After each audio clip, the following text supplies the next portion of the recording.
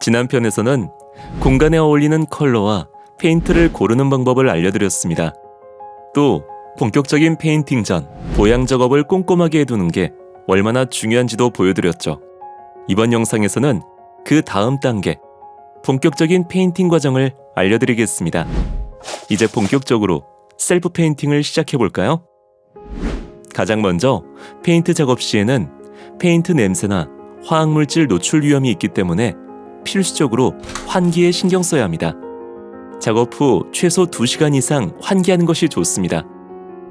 셀프 페인팅은 위에 천장, 벽 몰딩, 방문의 순서대로 진행하는 것이 일반적이지만 밝은 색에서 어두운 색으로 혹은 같은 색을 몰아서 칠하는 등 편의에 맞춰 페인팅을 하면 되겠습니다. 이제 페인팅을 준비해 볼까요? 먼저 트레이는 비닐 커버를 씌운 후 사용하면 비닐 커버만 교체하면 되니 트레이 하나로 다양한 색상을 사용할 수 있어 효과적입니다. 페인트를 트레이에 부을 때는 주입구에 테이프를 V자 형태로 붙인 다음 부으면 테두리나 주변으로 넘치지 않고 깔끔하게 부을 수 있습니다.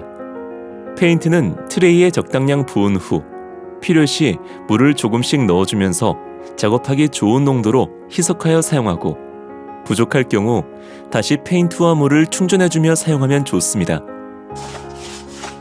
페인트를 칠할 때는 주로 붓이나 롤러를 사용하게 됩니다. 좁고 정밀한 작업을 할 때에는 붓을, 넓은 면적을 빠르게 칠할 때는 롤러를 사용하기 때문에 붓과 롤러를 둘 다 준비하는 것이 좋습니다. 초보자의 경우 붓의 털은 합성물을 사용하는 것이 좋습니다. 롤러 역시 장무와 단모로 나뉘는데 집안의 벽과 같이 평평한 곳에는 단모 사용을 추천합니다.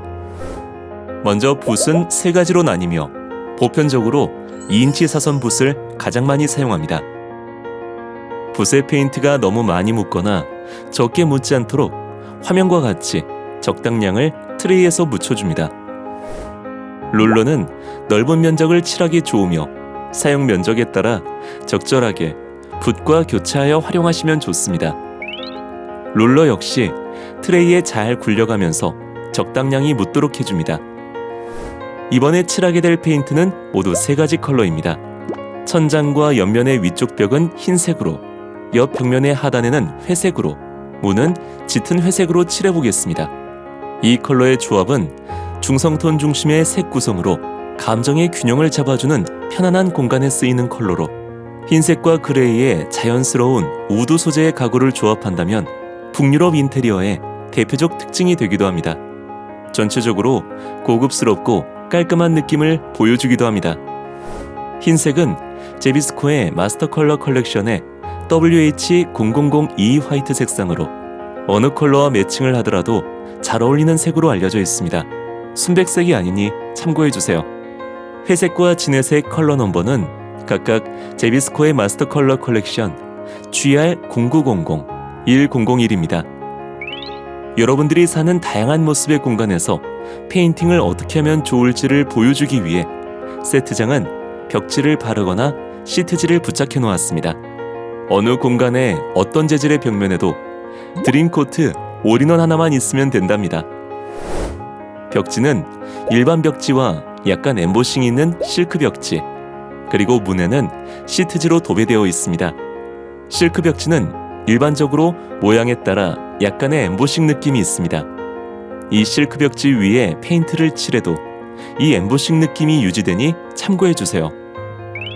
이제 벽면에 페인트를 칠해보겠습니다. 먼저 세밀하게 칠해야 하는 곳에 붓으로 조심스럽게 칠해줍니다. 주로 마스킹 테이프가 붙어있는 곳이나 구석진 곳처럼 롤러로 칠하기 어려운 부분입니다. 붓질이 끝나면 넓은 공간을 롤러로 칠해보겠습니다. 먼저 천장과 벽의 윗부분, 그리고 그 사이의 몰딩을 밀크 화이트로 칠해보겠습니다. 다음으로 벽면의 아랫부분을 GR0900 회색으로 칠하겠습니다.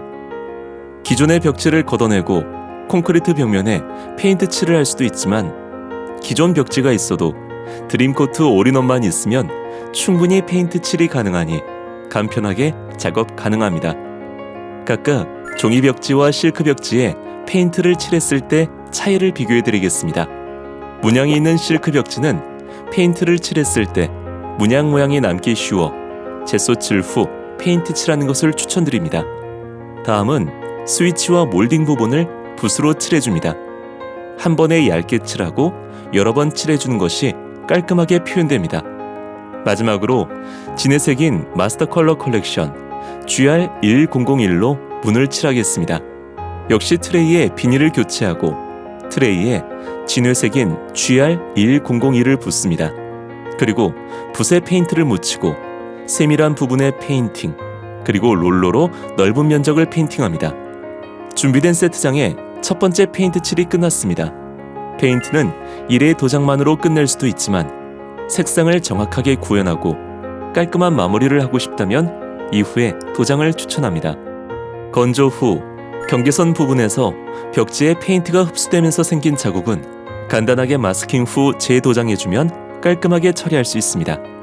페인팅이 끝난 후 마스킹 테이프를 제거해야 하는데요.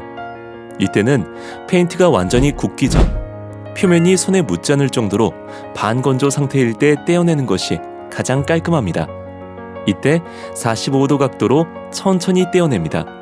이미 많이 굳어 있거나 걸리는 느낌이 나면 테이프 경계선을 따라 칼집을 살짝 내거나 드라이기의 따뜻한 바람으로 테이프 접착 부분을 부드럽게 만들어주면 수월하게 제거할 수 있습니다. 다음으로 페인팅 문제 해결에 대해 알아보겠습니다. 페인팅 시 뭉침 발생 시에 페인트의 희석비를 높여 도막 두께를 조절하고 도장 전 도료를 롤러에 균일하게 흡수시키는 것이 중요합니다. 흘러내림의 발생 원인은 희석비가 과도해서 발생하는 경우로 도장이 마르기 전에 롤러로 흘러내린 부분을 얇게 덧칠하여 해결할 수 있습니다. 페인팅 시 분 롤러 자국을 최소화하기 위해서는 일정한 방향으로 고르게 칠하고 표면이 마르기 전에는 손대지 않는 것이 중요합니다. 페인팅 중 크랙 발생 시에는 도장의 두께를 좀 더 얇게 바를 수 있도록 조절하거나 건조 시간을 최대한 길게 가져가며 재도장 간격을 준수해야 합니다. 무엇보다 도막 시 두께를 얇게 조정하는 것이 중요합니다. 수성 페인트 도포 시 먼지나 이물질이 묻었을 때 부드러운 헝겊으로 이물질 제거 및 강제 박리 후 부분 보수 도장 혹은 면 단위로 재도장해야 합니다. 마지막으로 페인팅 후 관리에 대해 알아보겠습니다. 남은 페인트는 직사광선을 피하고 서늘한 곳에 보관하세요. 용기는 밀폐된 상태로 두어 굳지 않도록 관리하는 것이 중요합니다. 팁으로 보관 전에 표면에 물을 조금 붓고 섞지 않고 밀폐해서 보관하는 것도 좋은 방법입니다. 파트 1에서는 셀프 페인팅을 시작하기 전 공간별 컬러 및 페인트 선택과 준비물, 그리고 셀프 페인팅의 장점에 대해 소개해드렸습니다.